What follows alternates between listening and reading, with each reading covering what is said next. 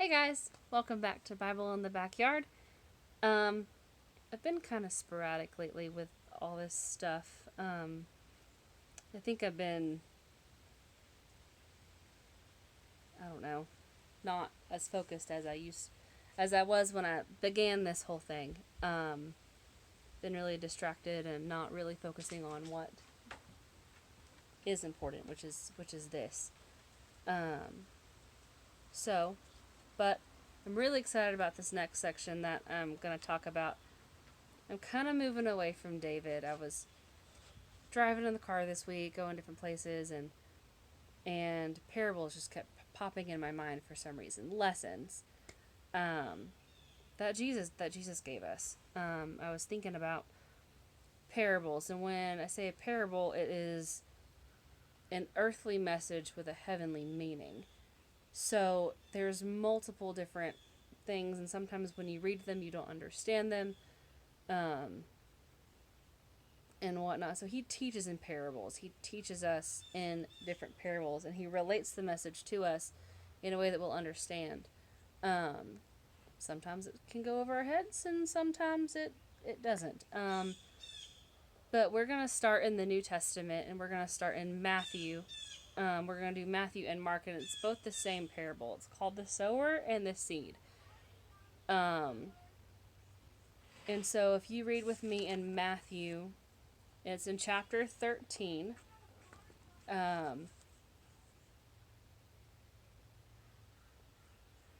It's in chapter 13, so if you want to turn your Bibles to it, we're going to start with verse 1. It says, "In the same day went Jesus out of the house and sat by the seaside. And great multitudes were gathered together unto him, so that he went into a ship and sat, and the whole multitude stood on the shore. And he spake many things unto them in parables, saying, Behold, the sower went forth to sow. And when he sowed, some seeds fell by the wayside, and the fowls came and devoured them up. Some fell upon stony places, where they had not much earth, and forthwith they had sprung up, because they had no deepness of earth. And when the sun was up, they were scorched, and because they had no root, they withered away. And some fell among the thorns, and the thorns sprung up and choked them. But other fell into good ground, and brought forth fruit, some 100-fold, some 60-fold, and some 30-fold. Who hath ears to hear, let him hear. And the disciple came," this is in verse 10,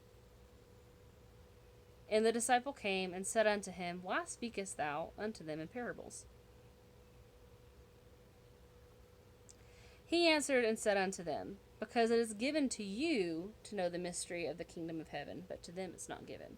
So to you, to my disciples, to my friends, you have the answers. But to them, they don't have the answers.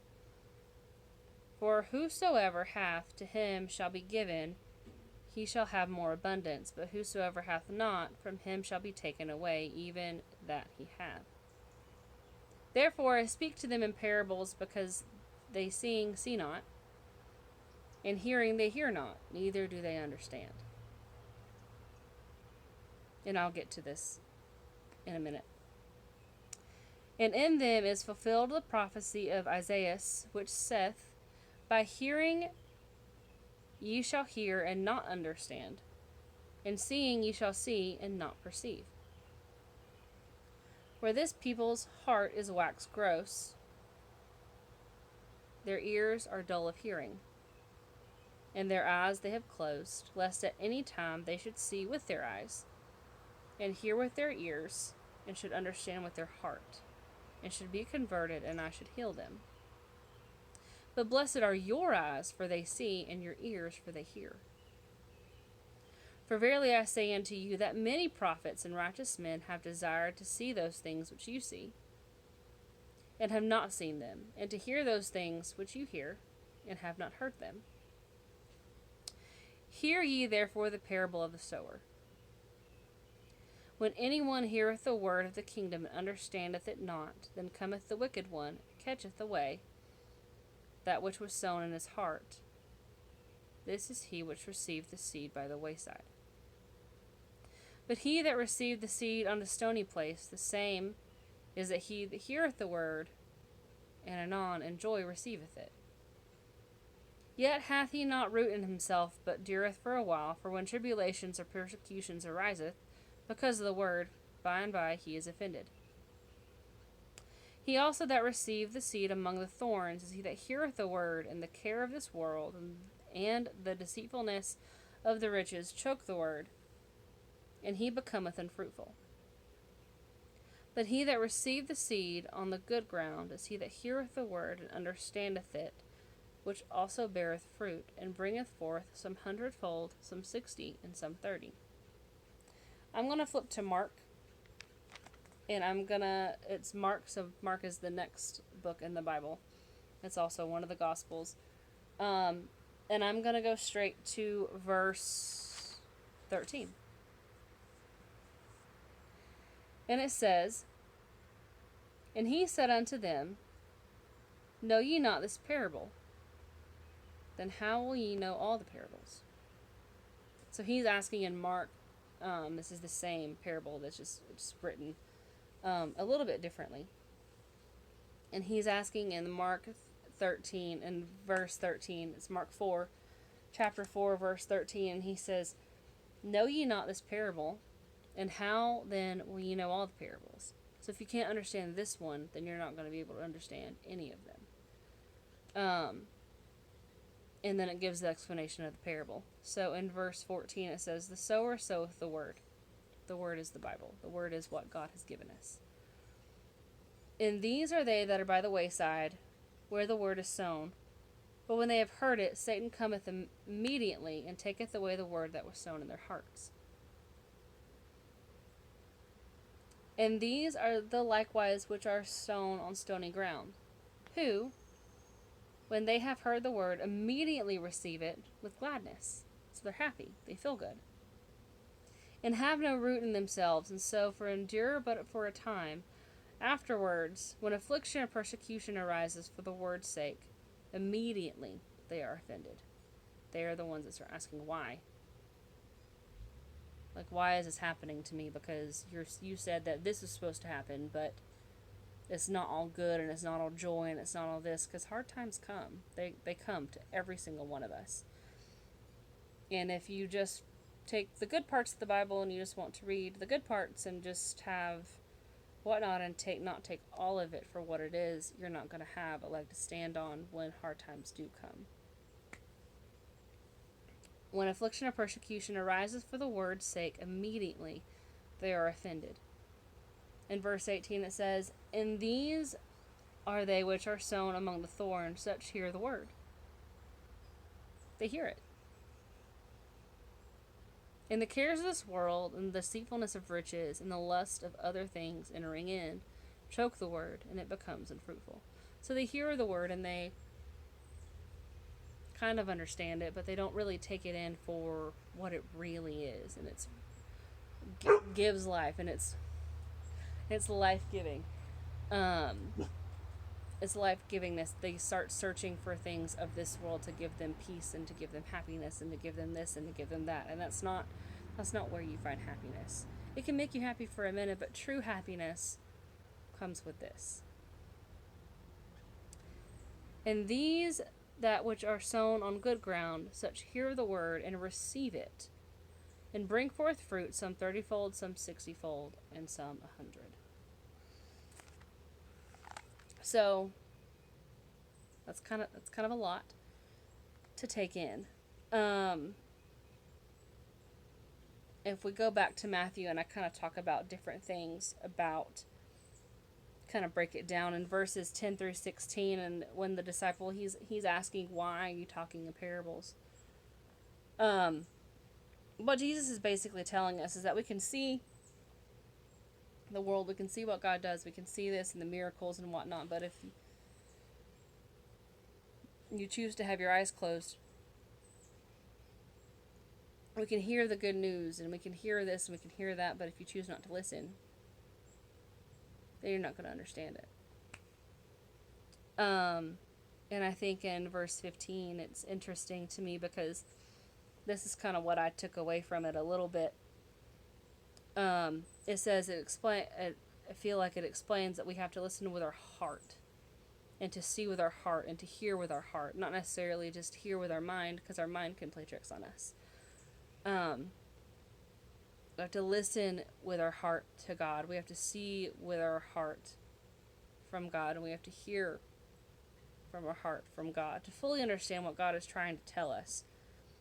But in verse 16 it says, "But blessed are your eyes, for they see, and for your ears, for they hear."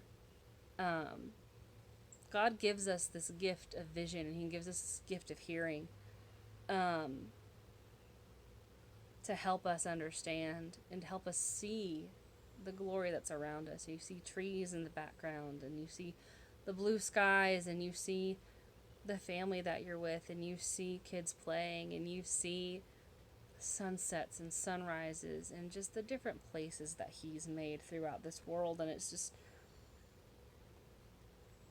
like that's God's gift to us. It's like, here, these are all these miracles that I have done on a daily basis for you, and all you have to do is open your eyes and see them. And I think it's absolutely amazing. And we use that. We use our eyes and we use our ears to listen, not to just spat back at Him. To help us fully grasp what He wants us to do and who we are in Him. Because if we're like the sower if we're like the seeds that fall upon the wayside, we're not getting it anyways. We're not getting it at all. It immediately just comes plucked up, and it's gone. Goes basically in one ear and out the other. The stony places, you feel good for a minute, right? Like it feels good. It feels good. But as soon as something pops up in your mind, or as soon as something happens during the week, you immediately start questioning, you know, well, is it for me? Because this is not what God promised. This isn't what He says. This isn't what feels good. So why should I believe this when I don't feel good? And that's not how Jesus is. Jesus is here with us through the good times, through the bad times, through the dark times, through the times where you think that you are drowning. All He wants you to do is just look at Him, because He'll save you. And then some of us are the seeds that are by the thorns, where we see it and we grow a little bit, but ultimately we get distracted. We get distracted by the world. We get distracted by, ooh, this is shiny and pretty. Ooh, this is this. Ooh, this is this. And we don't really take it for what it is in its true beauty. And then the good ground. The good ground is tilled. The good ground has sunlight, it has air, it has goodness, it has, it's been worked with. It's not thorny. It's not stony. It brings forth fruit. It brings forth grass. It brings forth food.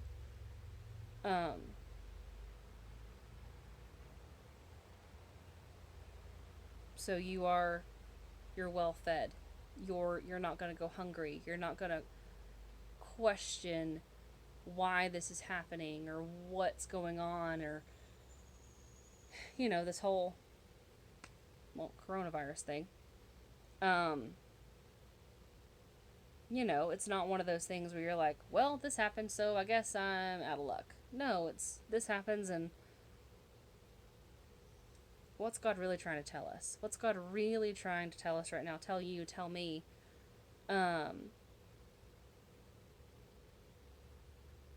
And what work does He want us to do? What work does He want us to accomplish? Regardless if it is super, super, super dry outside, or if it's raining and wet and nasty and gross, the good ground will still hold, and the good ground will still bring forth fruit, and it will still be this blessing to many, and not just, for this person or for that person. If you talk to someone and you tell your testimony, or you ask, for, if you spread your testimony to one person, and that person ultimately, comes to know the Lord, regardless of how many years down the road it may be. It could be you. It could be you, the person that is talking to them and telling them about it, that could ultimately change that. And then they change someone else's life, and then they change someone else's life. So it's this whole domino effect that can happen in the good ground. I've done this lesson in my Sunday school class before, and I took them on a walk. And it's acorns and all this other different stuff. And I took them on a walk, and I told them, step on it, crush it. Because this is what this seed is. It's by the wayside. It's not going to get anything. And then we walked on the gravel. And I was like, this is a stony place. Is there any grass right here? Is anything right here? No, it's not, because it gets run over. It gets blown away. It doesn't sink into the ground. And then thorns. You don't want to pick something from the thorns. You don't want to do that, because you're going to get hurt. You're going to get hurt, and you're going to get distracted. You're going to be like, oh, no, I'm not going to touch that, because ultimately it's going to hurt you. And then the good ground, of course you want to go there, because you want to get what it is. But this is just one of the first parables that Jesus talks about, and for us to be able to understand the rest of them that are coming, we need to understand first this one. And this is talking about, as he sowed the word. And God's talking about the word. He's talking about his scripture. He's talking about the Bible. He's talking about these lessons in his life, and what I'm losing words. And what his life means, and what his life stands for. It's not really talking about fruit and vegetables and a garden and whatnot, but that's a really good explanation of it. So, what type of seed are you? Are you the one that falls by the wayside? Are you in a stony place where you feel good for a minute? Are you in the thorns right now, and you're distracted by everything else, and you're not really focusing in on what God's wanting you to do? Or are you in the good ground? Just a thought. But God gives us our eyes to see, and our ears to hear, and fingers to touch, if we don't even have those. So just pray about it. I'll pray with you. I hope you have a wonderful Sunday wherever you're at in the world. Good morning, good evening, good whatever it is. Thank you, and next week we'll continue on these parables. I cannot wait to dig into them with you. See ya.